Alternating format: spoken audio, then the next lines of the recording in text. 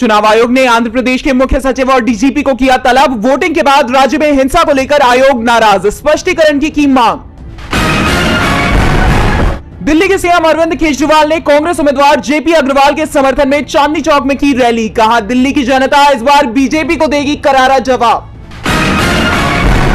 PM Modi के हिंदू मुस्लिम नहीं करने के संकल्प पर कांग्रेस महासचिव प्रियंका गांधी ने कसा तंज। कहा, 10 साल से वो यही कर रहे हैं, अब अपने ही भाषणों को झुठलाना शुरू नहीं कर सकते।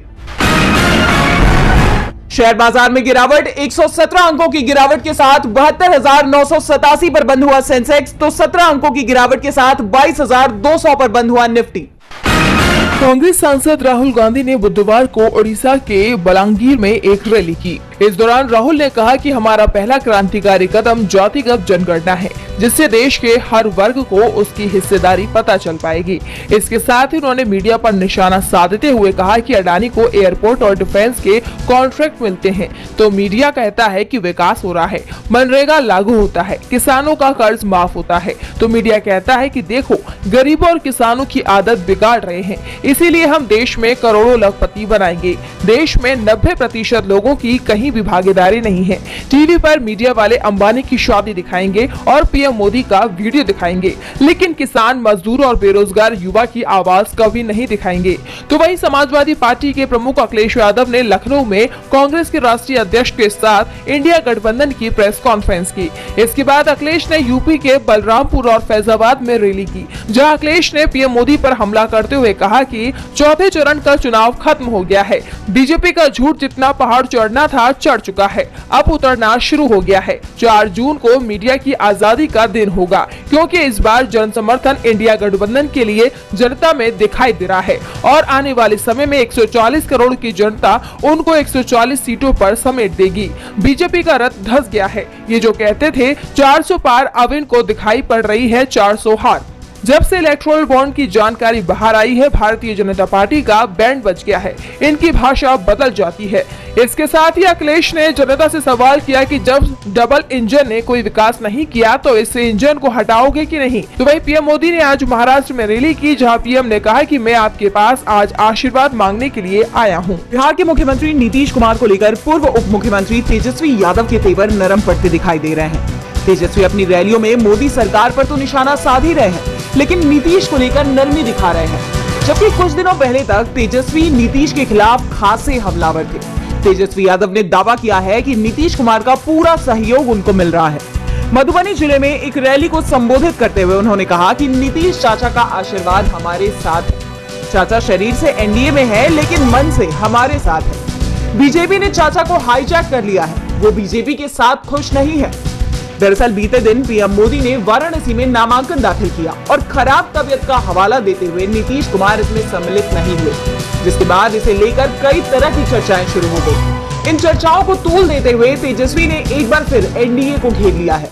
उन्होंने कहा कि जिस दिन प्रधानमंत्री नरेंद्र मोदी को अपना नामांकन पत्र दाखिल करना था, उसी दिन उनकी तबीयत खराब हो गई। ये स्पष्ट है कि मुझे उनका पूरा समर्थन मिल रहा है। माना यह जा रहा है कि तेजस्वी ने अपने इस बयान के साथ ही ये संकेत भी दे दिए हैं कि अगर नीतीश कुमार आरजेडी के साथ वापस आना चाहते हैं तो उनके लिए दरवाजे अब भी खुले हैं। हालांकि नीतीश कुमार की तरफ से अब तक इसे लेकर कोई बयान सामने नहीं आया है, लेकिन नीतीश का पीएम के नामांकन से दूरी बनाने की खबर से एनडीए की एकजुटता सवालों में है। महाराष्ट्र की एनडीए सरकार में अजित पवार गुट से वरिष्ठ मंत्री छगन भुजबल के तेवर बगावत का संकेत दे रहे हैं। भुजबल पर पहले से ही आरोप लग रहे हैं कि वो एनडीए की जगह महाविकास अघाड़ी गठबंधन, जो इंडिया गठबंधन का हिस्सा है, उसका प्रचार कर रहे हैं। तो अब भुजबल ने जो दावा किया है, उसने इन आरोपों पर मुहर लगा दी है। भुजबल ने लोकसभा चुनावों को लेकर बड़ा बयान दिया है। उन्होंने कहा कि राज्य में उद्धव ठाकरे और शरद पवार को लेकर लोगों में सहानुभूति है और इसी के कारण उनकी सभाओं में भीड़ आ रही है। भुजबल से पहले एनसीपी मंत्री दिलीप वसले पाटिल ने भी हाल ही में कहा था कि शरद पवार के पीछे सहानुभूति की लहर है। भुजबल ने कहा है कि इन दोनों नेताओं की सभाओं में आ रही भीड़ सहानुभूति के चलते है। भुजबल ने यह भी कहा है कि सहानुभूति कैसे वोट में बदलती है, ये तो रिजल्ट के दिन ही पता चलेगा। एनसीपी नेताओं के बयान को लेकर कांग्रेस नेता और पूर्व मुख्यमंत्री पृथ्वीराज चव्हाण ने कहा, महाविकास अघाड़ी के पक्ष में सहानुभूति दिखाई दे रही है। लोगों में पवार और ठाकरे से मिली सहानुभूति से एमवीए को फायदा मिल रहा है। राज्य की अधिकांश सीटों पर एमवीए को जीत मिलेगी।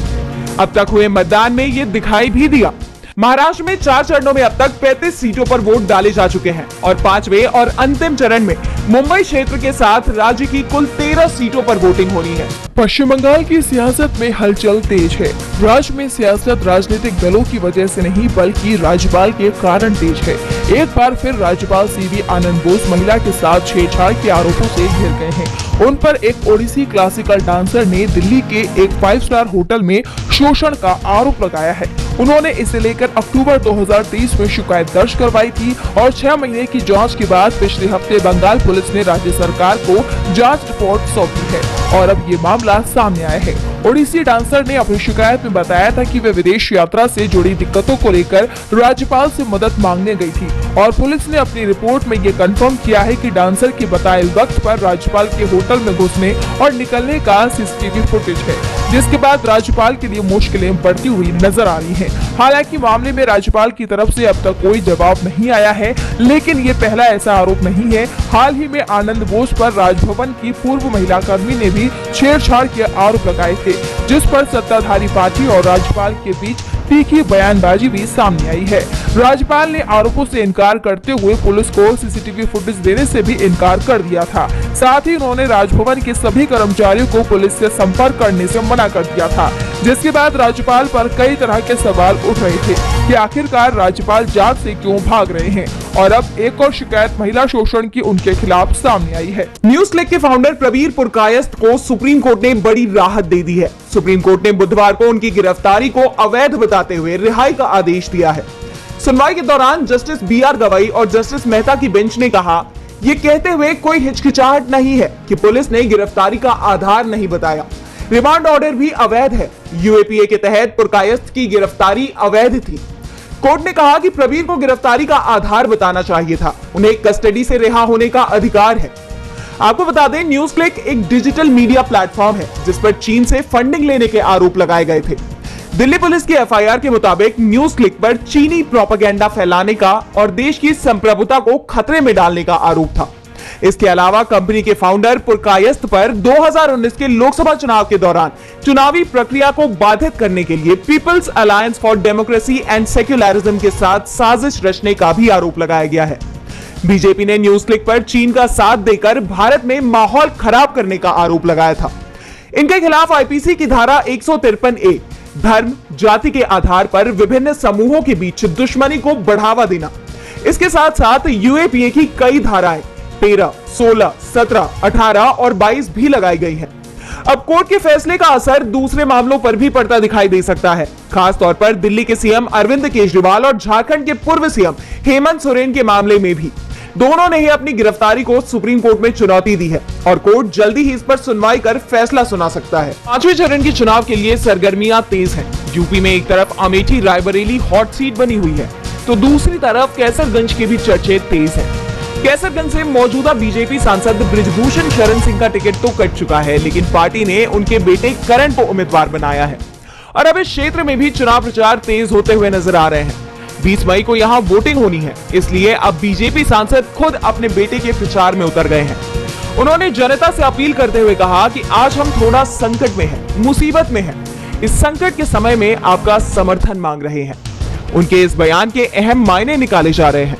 चर्चाएं हो रही हैं कि बीजेपी ने करण को उम्मीदवार तो घोषित कर दिया, लेकिन उन्हें पार्टी का पूरा समर्थन मिलता नजर नहीं आ रहा।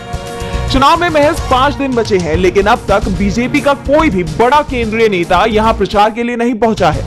यहां तक कि खुद बृजभूषण भी कैसरगंज के बाहर प्रचार के लिए जाते हुए दिखाई नहीं दे रहे। हालांकि पयागपुर में रैली के दौरान मुख्यमंत्री योगी आदित्यनाथ ने करण के लिए वोट की अपील तो की, लेकिन उन्होंने भी करण को बृजभूषण का बेटा बताने की जगह मौजूदा सांसद का बेटा कहना पसंद किया, जिसके बाद चर्चाएं ये भी शुरू हो गई हैं कि क्या कैसरगंज में बीजेपी और बृजभूषण के बीच के रिश्ते में दूरियां बन गई हैं? क्या पार्टी ने मजबूरन करण को प्रत्याशी तो बना दिया, लेकिन अपने फैसले से खुद ही सहमत नहीं है? बीजेपी कई सवालों से घिरती हुई नजर आ रही है। आपको बता दें, बृजभूषण पर महिला पहलवानों के शोषण के आरोप तय हो चुके हैं। मामले में अब आगे की कार्रवाई होनी है।